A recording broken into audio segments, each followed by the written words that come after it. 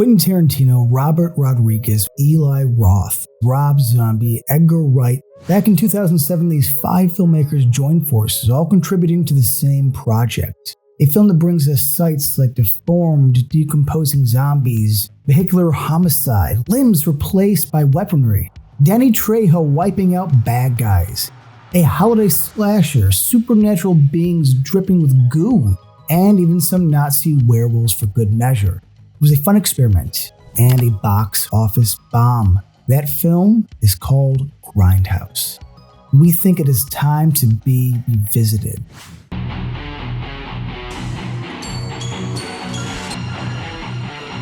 Nice hearing from you, Carlos. In the 90s, Quentin Tarantino and Robert Rodriguez decided to collaborate on From Dusk Till Dawn, with Rodriguez directing from a screenplay by Tarantino. The result was one of the most entertaining vampire movies ever made. It's sort of a sneak attack of a story. You see, it starts off as a crime thriller, with a pair of homicidal bank robber brothers taking a family hostage so they can cross the border into Mexico.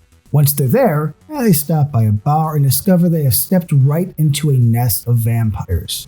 It's almost like you get 2 movies in one. But a decade later, Tarantino and Rodriguez decided to collaborate on another project. This time, they really would be bringing the audience 2 movies for the price of 1.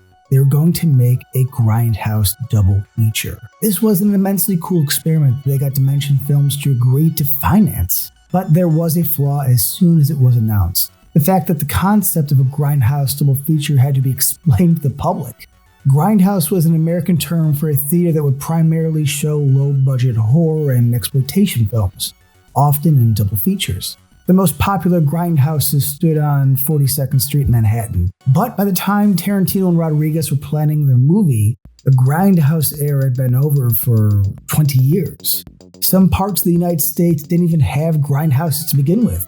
The equivalent would have been the drive-in double feature. Also a thing of the past in most areas. Viewers in other countries would have to be clued in about this Grindhouse concept. So when it was actually announced, the average moviegoer didn't even know what Tarantino and Rodriguez were talking about. Would be different than what audiences are used to seeing, especially in an American movie. But they pushed on. The plan was that Rodriguez would write and direct one feature, and Tarantino would do the same for the other. For his part, Rodriguez decided to make Planetterror, which can basically be described as, what if John Carpenter had made a zombie outbreak movie in the 80s? Then that idea is filtered through Rodriguez's wild, over-the-top style. Tarantino was initially thinking of making a blaxploitation ghost story called Jody the Grinder, lifting the title from a comedy routine by Rudy May Moore, the man who played Dolomite.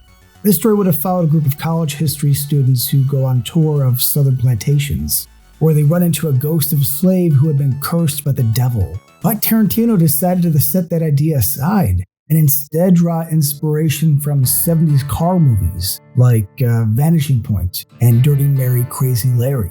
He described his feature, Death Proof, as a sort of slasher film, but instead of a knife, it's a car. And he was determined to have it end with one of the best car chases ever put on film. In their attempt to replicate the Grindhouse double feature experience, the filmmakers also intended to shoot fake trailers. Some would then play before the first feature, while others would be sandwiched in between the 2 movies, along with fake ads and vintage clips. Tarantino alone intended to make 4, a blaxploitation trailer, a spaghetti western one, a kung fu promo, and a European sexploitation trailer. He even announced the title for the last one, Cowgirls in Sweden. But filming Death Proof and an extended car chase took so long, he didn't have the time to make any of those. Rodriguez did shoot a faux trailer for a Danny Trejo action movie called Machete, which he called a mexploitation movie. But to get more trailers in there, they had to recruit other filmmakers to contribute to the project, which brings us to Rob Zombie, Edgar Wright, and Eli Roth. The Machete trailer gets the experience started. It's an awesome way to kick things off here. Digitally created film damage, the story, the narration, and the scenes were shown make this come off like an 80s canon production. The great Jeff Fahey hires Danny Trejo's character Machete, who seems to be an average day laborer, to pull off a political assassination. Then he makes the mistake of double-crossing him. So of course Machete seeks to help his priest brother, Cheech Marin, and they set off on a rampage of revenge. Yes, bro. I mean, Padre. See what I can do. There's amusing lines, bloodshed, breasts, and action that escalates to a ridiculous level. This trailer went over so well, Rodriguez turned Machete into a feature just 3 years later, and followed that with a sequel. Then we dive into the madness of Planet Terror. Give them all the guns. That boy's got the devil in him. Where Rodriguez continues to digitally manipulate the image so it looks like the film print has been neglected and beaten up. It appears to have been around for decades, even though the movie is set in modern day, complete with characters texting and cell phones. There's even a moment where the film melts and breaks, which leads into a missing reel notification. When the movie resumes, we're missing several minutes of action, as you would if a theater didn't have one of those film reels on hand. The trouble starts off at a military base. A group of soldiers led by Bruce Willis arrive hoping to score a batch of a deadly chemical called DC-2. The soldiers were dosed with this stuff while on a mission. Now, if they don't have a steady supply of DC-2, they turn into pus-spewing, rotting zombies with a hunger for human flesh. Things go wrong. Tanks full of DC-2 are ruptured, and the gas begins to spread through the nearby town. Soon it's overrun with grotesque flesh eaters. The characters that have to deal with this zombie outbreak include a tow truck driver, El Rey, played by Freddy Rodriguez, his go-go dancer, aspiring comedian ex-Cherry Darling, who's played by Rose McGowan and ends up losing a leg, which is then replaced with a grenade-launching assault rifle. Jeff Fahey, the owner of the barbecue joint, with Michael Biehn as his sheriff brother, Naveen Andrews as a scientist who makes shady deals and collects testicles, special effects legend Tom Savini playing a deputy, Michael Park shows up as Earl McGraw, a character he played in From Dusk Till Dawn and Kill Bill. Josh Brolin and Marley Shelton play married doctors William and Dakota Bullock, who are dealing with intense marriage issues when zombies interrupt their lives. And there's also the crazy babysitter twins. You see, Planet Terror is a fun, disgusting horror movie. The build-up of the zombie outbreak is handled very well, then it gets increasingly goofy and really goes off the rails towards the end. By the time Cherry is blasting enemies with her assault rifle leg, it's practically a live-action cartoon. It has several cool and memorable characters, and moves along at a fast pace. But despite the 80s vibe and film damage, it doesn't quite feel like an authentic Grindhouse movie. Mostly because it has bigger action sequences than a Grindhouse movie ever would have been able to afford. Rodriguez could have pulled back and toned it down a bit, but then again, the absurd action is part of its charm. Following Planet Terror, we get 3 more fake trailers, plus a quick ad for a Tex-Mex restaurant. First is Rob Zombie's Werewolf Women of the SS, which is set during World War II. A mix of Nazi exploitation, werewolves, and lounge singing, Nazis played by Udo Kier and Tom Tolles come up with a plan to create werewolf soldiers with the help of a mad scientist played by Bill Moseley, as well as the she-devils of Vlcek, played by Sherry Moon Zombie and Sybil Danning. Nichols Cage shows up for a cameo as Fu Manchu. It's a bunch of oddball insanity that Zombie really should have turned into a feature. Moving on to Edgar Wright's trailer, Don't. Combining Hammer films and Italian horror influences, a narrator informs us of all sorts of things we shouldn't do. A nod to the fact that many films of the Grindhouse era had Don't in the title. Don't go in the house, don't look in the basement, don't answer the phone, don't look now.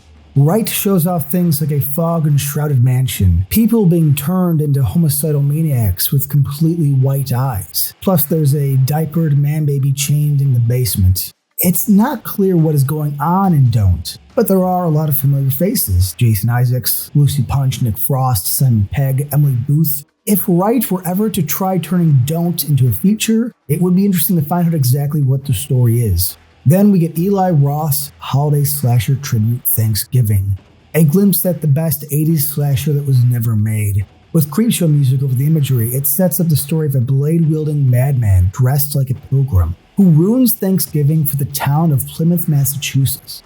Various teenagers are slashed up, including ones played by Roth and Jay Hernandez. A cop played by Michael Biehn is on the case. A cheerleader has a bad experience in a trampoline. Viewers were left anxious, waiting for Roth to turn this into a feature. And 16 years later, he finally did. Select theatrical screenings of Grindhouse in the US and Canada also included a trailer called Hobo with a Shotgun, directed by Jason Eisner, who won a contest run by Rodriguez in South by Southwest to get his trailer attached to some film prints of the movie. Eisner turned Hobo with a Shotgun into a feature soon after. The second half of the double feature, Tarantino's Death Proof, has been criticized as being poorly paced and overly talky. The structure is unusual, the dialogue is long-winded and self-indulgent, but there is still a lot of fun to be had. It starts with friends played by Jordan Ladd, Vanessa Ferlito, and Sidney Poitier on a girls' night out in Austin, Texas. We notice them being followed by a car with a white skull painted on the hood. The driver is played by Kurt Russell, who, by the way, as always turns in an awesome performance. Adding this character, Stuntman Mike, to the long list of great characters he has played. While the girls hang out in a bar, dancing and drinking to excess, Mike is watching them, drinking non-alcoholic drinks, and acting like a real nice guy. Then the girls head out to a lake house with another friend. In your average slasher movie, they would make it to that destination, then the slasher would start picking them off. But this isn't your average slasher. Stuntman Mike's car is death-proof, reinforced to protect the driver in major crashes, and he uses that car to kill a girl who asked him for a ride, played by Rose McGowan. Then he kills a group of friends in a head-on collision. Tarantino makes sure that we get a good look at exactly what injuries caused each of their deaths. It's shocking, spectacular, gross. And halfway through the movie, we have lost all the characters we've been following. While Mike is briefly hospitalized, there are cameos by Marley Shelton as Dr. Dakota Block, Michael Parks as her dad, Earl McGraw, and James Parks as her brother Edgar, a character he also played in Kill Bill and from Dusk Till Dawn 2, Texas Bloody Money. Then there's a jump in time and location. Here is Death Proof's biggest problem. After spending half of the movie with a bunch of characters who did a whole lot of talking, we're now introduced to a new batch of characters who do a whole lot of talking about very similar subjects. The new characters are played by Tracy Toms, Rosario Dawson, Mary Elizabeth Winstead, and stunt performer Zoe Bell playing herself. There's a lot of dialogue for the sake of dialogue, but things get back on track once Zoe gets a couple of her friends to take a 1970 Dodge Challenger out for a spin, so she can play an ill-advised game called Ship's Mass. It's while she's doing this, riding on the hood of the car, that stuntman Mike shows up to ruin their day. And this climactic car chase is a beautiful thing to behold, featuring around 20 minutes of vehicular action. It saves the second half of Death Proof, and works with the first half to really make the movie something special. Along the way, there's a great, hilarious turnaround with stuntman Mike's character. He has become a calm and cool, sick bastard, but when his victims fight back, he falls apart. The Grindhouse double feature is highly entertaining overall. It's a blast to sit through its full 3 hours. Unfortunately, not a lot of people did this when it was first released in 2007. Since this was a tribute to low-budget films of the past, it should have had a low budget as well, but it didn't. Grindhouse had a budget somewhere over $50 million, possibly almost $70 million. So when Dimension Films gave it the baffling release date of April 6th, it bombed. It made $25 million at the domestic box office, then pulled in another $25 million internationally. Since the double feature wasn't performing well, Dimension released Planetterror and Death Proof on their own in some countries. And when they first came to home video, they were still separated. Fans had to wait 3 years before the double feature Blu-ray was finally released. Rodriguez and Tarantino had high hopes for Grindhouse. They thought it would be the start of a franchise they would return to from time to time. There would be spaghetti western and kung fu follow-ups, but no dice. Those were the days before Tarantino started looking forward to retirement. It just wasn't meant to be. But it was warmly welcomed by fans who got what Rodriguez and Tarantino were going for. It gained a cult following, spawned feature expansions of some of its fake trailers, and even had an impact on pop culture. In the years since its release, many other filmmakers have tried to replicate the look and feel of the Grindhouse era, including those who didn't even know what a Grindhouse was until Rodriguez and Tarantino showed them the way. The experiment was a failure on a financial level, but on an entertainment level, it was a massive success.